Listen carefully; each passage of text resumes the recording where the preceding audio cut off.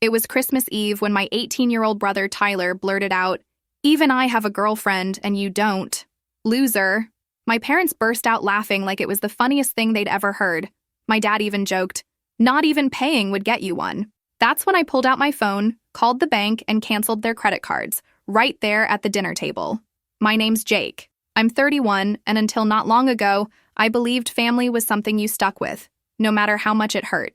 Don't get me wrong, I never hated my parents or my little brother Tyler. But what we had wasn't love. It was more like a business arrangement. I provided the money, they spent it. And every once in a while, I'd get a half-hearted thanks, like tossing a coin to a street performer. That had been the deal ever since I landed my first decent job. I made enough to support them all. My dad Mike, my mom Linda, and my baby brother Tyler. And I, like a complete idiot, kept writing the checks. It all started years ago when I finished college and got hired at a tech company. I'm not some whiz kid or anything, but I know how to troubleshoot systems and fix stuff, and that landed me a decent paycheck. For someone who grew up barely scraping by, it felt like winning the lottery. At first, I spent the money on myself. I moved into a modest but comfy apartment, bought a used car that didn't break down every other week, and even took a weekend trip to the beach with some friends. Life was finally under control, and I was loving it. But then my family stepped in. My dad was the first. One afternoon, while I was deep into some code at work, he called. "Jake, son, we're struggling with the power bill. They're about to cut us off if we don't pay this week. Could you help us out?" His voice had that tired tone he always used, like life had just been beating him down nonstop. Still caught up in the whole family-first mindset, I told him yes, without thinking twice. I transferred the full amount right there from my phone. "Thanks, son. You're a good man," he said. It felt nice. I felt useful. Then came Mom. I was chilling at home watching a show when the phone rang. "Jake, groceries are ridiculously expensive, and with what your dad makes, we can't even cover the basics. You're doing all right? Can you send something?" My dad hadn't worked in years. He claimed back pain, though I never once saw a medical note. My mom didn't work either. Raising 2 kids was her career, she said. So again, I pulled out my wallet and sent them grocery money. "Oh, honey, what would we do without you?" she said. It sounded sweet, but over time I realized it wasn't a compliment. It was a warning. And then there was Tyler. He was only 18 that Christmas, but he'd been hitting me up for cash since he was 14. "Bro, I need new sneakers." "Mine are trashed," he'd say, and I'd buy him some Nikes that cost more than I spent on clothes all year. "Dude, there's this girl I like, but I can't ask her out if I'm broke. Don't leave me hanging," he'd add with that sly smirk that worked on everyone. And once again, I'd slip him bills so he could impress girls like a big shot. Tyler was the golden child, the favorite, the one who always got what he wanted. And me, I was the ATM machine funding his fairy tale. Truth is, I didn't really mind. I honestly thought that's what family was. Sacrifice. My only 2 real friends told me I was nuts. "They're draining you dry," they said. But I'd just shrug and say they didn't get it. Mike and Linda were my parents. They raised me. And Tyler, he was my brother. What was I supposed to do, leave them out on the street? So I kept going. I paid for everything. Rent, electricity, water, internet, groceries. Tyler hit me up all the time. "Bro, there's this girl I want to take out. Help me out, don't let me look broke." And like some walking ATM, I'd open my wallet again. But it wasn't all sunshine. Some days I'd stare in the mirror and wonder why I kept doing it. I was 31, single, no kids, living alone, and my life revolved around them. Every time I paid for something, it felt like a punch in the gut. Every time Tyler asked for more cash, I wondered why I, the one busting my ass at work, had less than him, who did absolutely nothing. And when my parents called me the savior, but laughed behind my back, something cracked inside me. But I kept going, because that's all I knew. Because they taught me family came first, even if it destroyed you. But everyone has a breaking point. Mine came that Christmas Eve. It was Christmas Eve, and just like every year, I showed up at my parents' house with a bag full of presents and an envelope stuffed with extra cash to help them get through the holidays. I'd spent the morning cooking in my apartment because if I didn't bring something, we'd be stuck eating cold cuts and bread.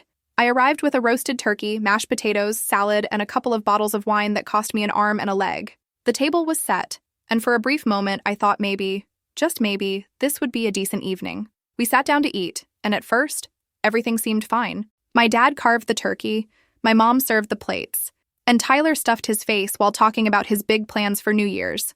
I stayed quiet, just eating my food, relieved that at least this year, they hadn't asked for more cash in front of me. But then Tyler opened his mouth. "So, Jake, what are you doing for New Year's?" "Oh, wait, nothing, right? You don't even have a girlfriend," he said, grinning that smug grin of his that made my blood boil.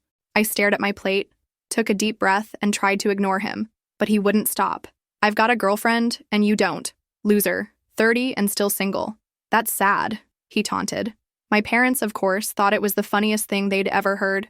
My dad practically choked on his wine, laughing so hard, and my mom snickered behind her hand, trying to hold it in. "Not even paying would get you a girl like that," my dad added, elbowing my mom, who laughed even harder. I just sat there, the fork halfway to my mouth, staring at them. My face turned red, and I was hoping they would stop, that they'd apologize. But they didn't. This wasn't the first time they'd humiliated me, but something about it being Christmas made it sting even more. I had spent all day, all my money, my energy, just to have them make me feel like crap. They were laughing in my face as if I didn't matter at all. And then, without thinking, I did something I had never done before. I pulled my phone out of my pocket, set it on speakerphone, and called the bank. My parents, still chuckling, didn't even realize what I was doing. When the operator picked up, I spoke loudly enough so everyone could hear me. "Good evening. I'd like to cancel all credit cards associated with my account." "Yes, including the additional ones. All of them," I said clearly. There was a stunned silence at the table. My dad stopped laughing, his face turning pale. My mom dropped her wine glass, staring at me in disbelief. Tyler straightened up, his eyes wide. "What are you doing, Jake?" my dad demanded, his voice a mix of shock and anger. "I'm doing what I should have done a long time ago," I replied without looking at him. I confirmed my identity with the bank operator and spoke loud enough for them all to hear. "Yes, this is Jake Williams. Cancel the cards for Mike Williams, Linda Williams, and Tyler Williams.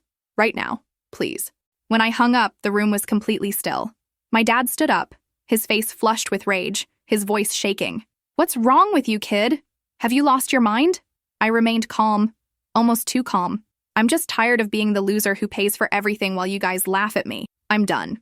I stood up from the table, leaving my plate of food untouched. They stared at me like I was some kind of monster, but I didn't care. For the first time in years, I felt like I could breathe. I walked out of the house, my heart pounding in my chest. As I closed the door behind me, I could hear my dad yelling something about ingratitude and my mom pleading with me to come back. Tyler, of course, was just sitting there looking stunned. I didn't stop. I didn't turn around. I just kept walking. I got into my car, sat there for a minute, gripping the steering wheel, trying to process what I had just done. I'd canceled their credit cards, the ones they had used for everything. The shopping sprees, the fancy dinners, the designer clothes Tyler used to impress his friends. All of it was gone. And even though a part of me felt a tight knot in my stomach, another part felt free. I started the car and drove back to my apartment. The city was quiet, lights twinkling on houses as I passed by. I didn't feel the need to celebrate. I didn't feel the need to do anything. When I got home, I collapsed on the couch, cracked open a beer, and turned on some music, something mellow to calm my nerves. I was just starting to relax when my phone started vibrating. I looked at the screen. It was my dad calling, then my mom, and even a message from Tyler that simply said, "We need to talk. Urgent." I didn't pick up. I didn't care. I wasn't going back. Not tonight. I turned off my phone and tossed it to the other side of the couch, not wanting to hear anything from them. Not after what they'd done. Not after all the years of using me. The next day was Christmas, and for the first time in years, I didn't rush to my parents' house to fix things. I woke up late, had some coffee, and sat by the window, watching the snow fall outside. It was peaceful, quiet, different. But then, a knock on the door. I opened it to find my dad standing there, his face red, eyes filled with rage. Behind him was my mom, arms crossed, wearing that disappointed look she always had when she wanted to guilt trip me. Tyler wasn't with them, probably still passed out from partying the night before. "What the hell, Jake?" my dad started, barging in without waiting for me to invite him. "You canceled the cards? What the hell were you thinking? We're gonna lose everything." I didn't let him get far. "Good morning to you too," I said, shutting the door behind them. "You've been living off me for years, and now you're angry because I'm finally saying no? No more." Mom stepped forward, her voice soft, trying to manipulate me as usual. "Jake, it was a joke. Why are you taking it so seriously? We're your family." "Family?" I repeated, the anger building up inside me. "You've used me as your personal bank for years, and now you want to call it a joke? You've humiliated me time and time again. But that's over. No more. I'm done." My dad raised his hands like he was trying to calm me down, but his tone was venomous. "We gave you everything when you were little. We raised you, put a roof over your head. And now you have money, and you turn your back on us. You're ungrateful." Those words stung, no doubt. But this time, I wasn't going to back down. "You guys stopped working years ago. I'm the one who pays for everything. And what do I get in return? Humiliation. No more." My mom started crying. Big surprise. It always worked on me before. "Please, Jake, don't be like this. We need you. We have nothing." "Get a job then," I said coldly. "Figure it out. Don't ask me for help anymore." My dad took a step toward me, like he was going to get physical, but he stopped. He knew it wouldn't work. "This isn't over," he said, gritting his teeth. "You'll regret this, Jake." "Maybe, but not today," I replied. "Now get out." I opened the door for them to leave, and they went. My dad muttered something under his breath, and my mom kept crying, but I didn't care anymore. For the first time in years, I felt like I was in control. It wasn't about revenge. It wasn't about hate. It was about me finally setting boundaries. I closed the door behind them, leaned against it, and let out a long breath. I didn't know what the future held, but I knew this was the start of something new. After slamming the door behind them, I stood in the quiet hallway for a long moment, feeling a mix of liberation and dread. The silence that followed felt both heavy and freeing, as if I had finally stepped off an endless treadmill. In the ensuing days, I tried to embrace this newfound freedom, even though a nagging part of me wondered if I'd made a terrible mistake. At first, everything seemed different. I spent the next morning sitting in my kitchen with a cup of black coffee, watching the pale winter light seep through the window. The apartment felt strangely peaceful without the constant buzz of messages or the overwhelming expectation to bail someone out. I even ventured out for a walk, letting the cold air clear my mind. Every step I took felt like a small victory, a reclaiming of time and energy that had been siphoned away for years. Work became my refuge. I immersed myself in projects and coding challenges, channeling all my pent-up frustrations into solving complex problems. It wasn't just about the work itself. It was a way to silence the echo of guilt and regret that had been haunting me. Every keystroke, every solved bug reminded me that I was more than just the family bank. I was someone with dreams and ambitions of my own. Yet, even as I found solace in my routine, the ripple effects of my decision began to show up unexpectedly. One chilly afternoon, while I was heading home from a meeting, I passed a local cafe that I used to frequent with a couple of friends. The familiar warmth of the place stirred memories of long, laughter-filled evenings before I became their reluctant sponsor. I hesitated, then decided to step inside. I ordered a hot chocolate and sat near a window, watching the world outside hustle by. For a brief moment, I wondered if I'd ever feel like that again. Truly free, with nothing but my own aspirations to follow. But freedom wasn't entirely without its cost. I started receiving scattered calls and texts. At first, they were sparse. Brief, halting messages from Tyler asking for updates, from my mom in desperate, quavering tones, and from my dad leaving terse voicemails filled with anger and disbelief. Every time my phone buzzed, I felt that old knot in my stomach return. I avoided answering most of them, fearing that any engagement might drag me back into the same old cycle of guilt and obligation. A couple of days later, while reviewing a report at work, my phone lit up with a new message from Tyler. "Hey Jake, things are rough here. Not trying to make you feel bad, but we're struggling. Call me when you can." His words hit me harder than I expected. I knew he was in trouble, but part of me still clung to the resolve I'd built. I didn't want to undo the progress I'd made by getting entangled again. I replied briefly, "I got your message. I'm not in a place to help right now." I hit send and stared at the screen, feeling both justified and broken. That evening, I tried to distract myself by cooking dinner, a simple pasta dish I'd perfected over time. As I stirred the sauce, I couldn't shake the feeling that the silence of my apartment was masking a storm brewing far away. I thought about all the money I had spent over the years on them. Bills, groceries, outings, and even splurges on trendy clothes for Tyler. It wasn't just about the cash anymore. It was about the constant reminder that I had been funding their way of life while mine languished in solitude. While I cleaned up after dinner, my mind wandered back to memories of earlier, simpler days. I remembered nights spent laughing with friends, carefree and unburdened by the weight of responsibility. Those moments felt distant now, as if they belonged to a life that I could barely recall. I'd sacrificed so much that I'd nearly forgotten what it felt like to have a life that was just mine. Now, in the quiet of my apartment, with the echoes of my own thoughts, I realized that breaking away wasn't just about stopping the drain on my finances. It was about reclaiming my identity. The days turned into weeks, and gradually, I started building a new routine. I spent more time with my two close friends, revisited hobbies I'd abandoned, and even took a short weekend trip out of town. Each experience was a step toward healing, a move away from the life where my self-worth was measured by the checks I wrote. Yet, no matter how much I tried to move forward, the thought of my family's impending crisis lingered like a dark cloud. Late one night, as I sat in my living room scrolling through old photos on my phone, a pang of nostalgia hit me. I saw images of a time when we were all together, laughing and sharing moments that now felt bittersweet. It struck me that perhaps, deep down, part of them had always depended on me, not just financially, but emotionally as well. And maybe, just maybe, my decision had severed more than just bank accounts. It had fractured the very bond we once had. Still, I couldn't ignore the practical reality. I had taken a stand because I was tired of being taken for granted. I had finally learned that my own well-being mattered more than fulfilling an endless cycle of obligations. But as I stared at my reflection in the darkened window that night, I wondered, would I ever be able to reconcile this new version of myself with the person I once was, a person who believed in family above all else? The struggle between guilt and relief was real and raw. Every call, every message was a reminder of the ties I had severed, and while I knew that stepping back might eventually force them to stand on their own, I also feared that the price of my independence might be a lifetime of regret. I resolved then, in the quiet solitude of my apartment, to face whatever came next head-on. I wasn't sure if reconciliation was possible, or if I'd simply have to forge ahead on my own path.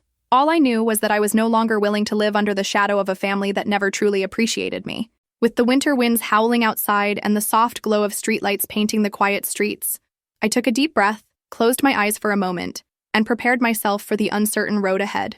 My life was finally mine, and whatever came next, I had to learn to live with the choices I'd made. Days passed, and as January unfolded, the silence from my family grew louder.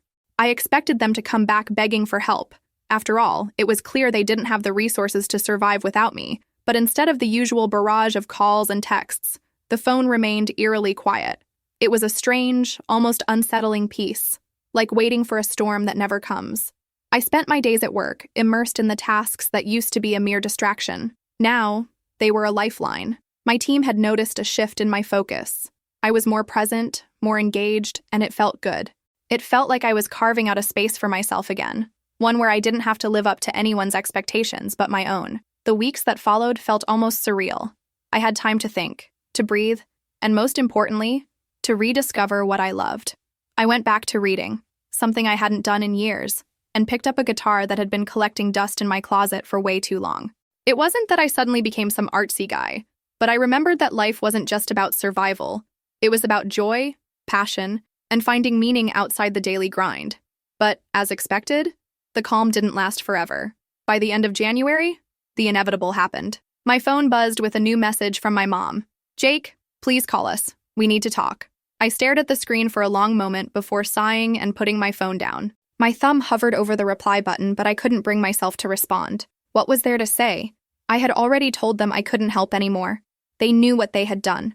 A couple of days later, I was sitting in my living room when I heard a knock at the door.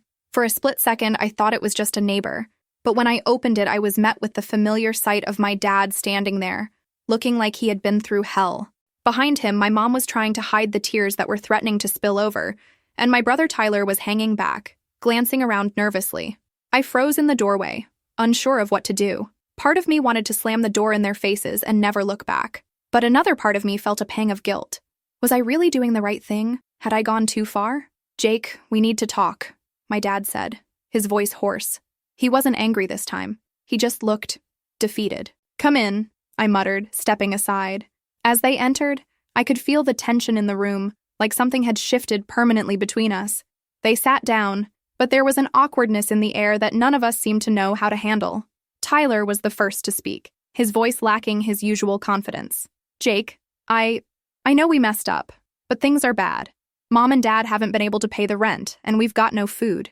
You've got to understand. We don't know what to do." I stayed silent, crossing my arms and leaning against the wall. Part of me wanted to laugh at how desperate they looked, but I didn't. Instead, I simply said, "So you're asking me for money again?" "No, it's not like that." My dad jumped in, glancing at my mom before looking me in the eye. We know we've relied on you too much. We've taken you for granted. But we're asking for a chance. We'll figure this out. We just need a little help, Jake. Just a little." I could feel my pulse quicken. I had been dreading this moment, and now it was finally here. My dad's voice, that mix of pleading and regret, hit me harder than I'd anticipated.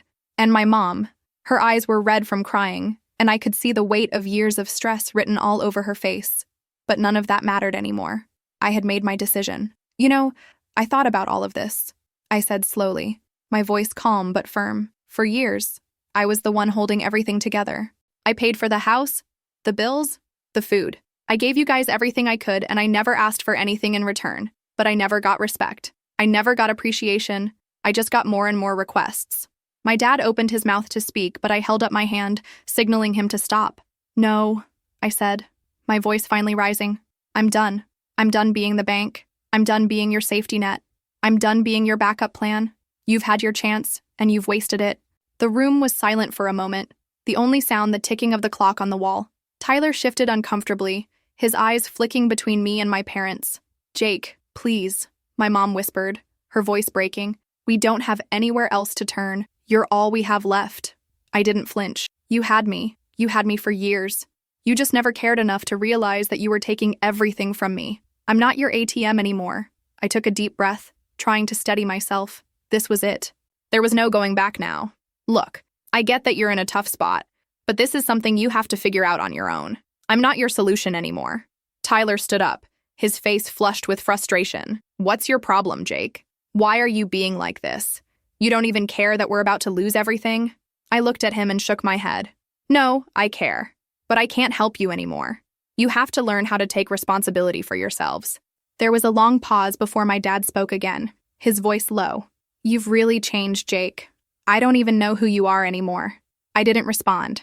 I didn't need to. After a long, uncomfortable silence, they stood up to leave. My dad muttered something under his breath, and my mom gave me one last look of disbelief before walking out the door. Tyler stayed behind for a moment, and for the first time since everything went down, I saw something close to regret in his eyes. I'm sorry, man, he said quietly, almost as if he was talking to himself. I didn't realize how much you were doing for us. I just nodded. It's too late for apologies, Tyler, but I hope you figure things out. Good luck. He turned and walked out, leaving me standing in the hallway, once again alone. The door clicked shut behind them, and the silence came crashing back. I stood there for a moment, my heart pounding. I had done it. I had finally made the break. But it didn't feel like I thought it would. I didn't feel victorious. I just felt empty. I sank down onto the couch, burying my face in my hands. There was no going back, no undoing the decision I had made. All I could do now was hope they would eventually learn to stand on their own feet. But for the first time in my life, I didn't feel responsible for their survival anymore. As the night stretched on, I sat in that same spot, staring at the darkened windows. I knew my decision had consequences, both for them and for me, but there was something inside me that told me I was finally doing the right thing, even if it didn't feel good. As the days passed, I tried to settle into my new life. The phone remained eerily quiet for the most part, and for once I was able to focus on my own needs and desires without the constant distraction of family drama. I even started spending more time with my friends, people who had always supported me, even when I was caught in the web of my family's endless demands. We went out for beers, caught up on old times, and talked about our futures without any of the guilt or weight that had previously hung over me. But despite this new sense of freedom, a part of me couldn't fully shake the feeling of responsibility I had carried for so long. I still felt guilty. Every now and then, I'd find myself checking my phone, half expecting a message or a call, but the silence only made things worse. I wasn't sure if I was waiting for an apology, or if I was still somehow holding on to hope that they would come around and realize their mistakes. But it wasn't happening. One evening, nearly 2 weeks after the last encounter, I found myself sitting on the couch, flipping through TV channels aimlessly. I hadn't been in the mood to do much of anything since my family had left that day. The whole situation was still weighing on me, and although I was determined to stand my ground, I couldn't help but wonder if I had gone too far. That's when the phone buzzed. I glanced down and saw my dad's name on the screen. I hesitated for a moment, wondering what he wanted now. After everything, I was sure he had either come to apologize or to beg for help again.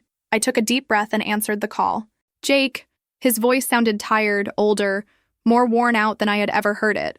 We need to talk. I wasn't sure what I was expecting, but this wasn't it. His voice lacked the usual anger, the usual sharpness. It was soft, even desperate. It made me pause. I'm listening, I replied, trying to sound detached, but there was a knot in my stomach. I've been thinking a lot about everything, he continued, about how things went down, and I realize we messed up. We really did. I've been stubborn, and Linda has too. But Tyler and we're struggling, Jake. We're really struggling. I rubbed my forehead, unsure of how to respond. Part of me wanted to tell him to go figure things out himself, but another part of me, the part I'd buried for so long, wanted to offer a helping hand. I was torn. I wasn't sure I could just ignore everything and pretend like it didn't matter anymore. We're not asking for a handout, my dad continued. We're asking for a chance to get back on our feet. We'll work hard, I swear, but we can't do it without some help, just a little. The words hit me harder than I expected. I had never heard my dad admit fault like this, at least not in such a direct way. He'd always been the one telling me what I should do, how I should live, and what I owed him. But this was different. This was raw, honest. I wasn't sure if it was too late for me to help, or if I had even the slightest desire to go back to the way things were. But the guilt I felt was overwhelming. Dad, I started, my voice cracking slightly. I don't know if I can go back to how it was. You've asked so much of me. For years I've carried this family on my back, and I never asked for anything. All I wanted was to be appreciated. But that never happened. There was a long pause on the other end of the line. I could hear him sigh like he was searching for the right words. I know, and I'm sorry for that. I'm so sorry. You deserved so much more from us. I get it now. You gave us everything and we didn't see it. Hearing him admit that, in a way, was almost harder than the entire conversation. For years, I had hoped he would realize the toll he had taken on me, but I never thought it would happen this way. I didn't want to be someone's savior anymore, but the old part of me, the part that still cared, was fighting to be heard. I don't want to keep doing this, I said slowly. I can't just go back to bailing everyone out every time something goes wrong. I've given you everything I could, and you've taken it for granted. But I need you to understand something, Dad. I need to take care of myself now. There was a quiet, defeated silence on the line, and for a moment I wondered if I had said the wrong thing. But then my dad spoke again, his voice soft, almost resigned. I understand, he said, his words slow and heavy. I'm not asking you to fix everything. I'm asking you to trust us to do it ourselves. We'll find a way, Jake. But I need you to know no matter what happens, we're proud of you. And I hope someday you can forgive us. The words hung in the air between us, and I didn't know how to respond. Forgiveness? Could I forgive them after everything they had put me through? After all the years of sacrifice with nothing in return? Was that even possible? I wasn't sure, but I knew that for me to move forward, I needed to stop holding on to the anger and resentment. I don't know if I can forgive you right now, I replied, my voice steady. But maybe, eventually, I'll get there.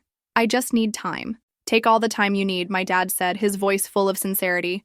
We'll be here when you're ready. We ended the call quietly, and I sat there in silence for a long while, letting the weight of the conversation sink in. I wasn't sure if I had made the right decision by even taking the call, but something had shifted inside me. For the first time in a long while, I didn't feel like the bad guy.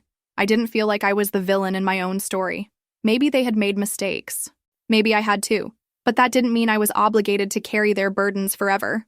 The phone buzzed again shortly after, this time with a message from Tyler. I'm sorry, man. I know I've been an idiot. I just didn't get it before. I'm really trying to change. Can we talk sometime? I stared at the message for a long time. I wasn't sure what to make of it. Was he truly sorry? Or was it just another attempt to pull me back in? The truth was, I didn't have an answer. But what I did know was that I had taken control of my life again. I wasn't going to keep letting my past define me. Whether my family ever truly understood or not, I had to move forward. I had to let go of the guilt, the blame, and the responsibility they had imposed on me for so many years. And for the first time, I didn't feel like I had to fix everything. I was finally free.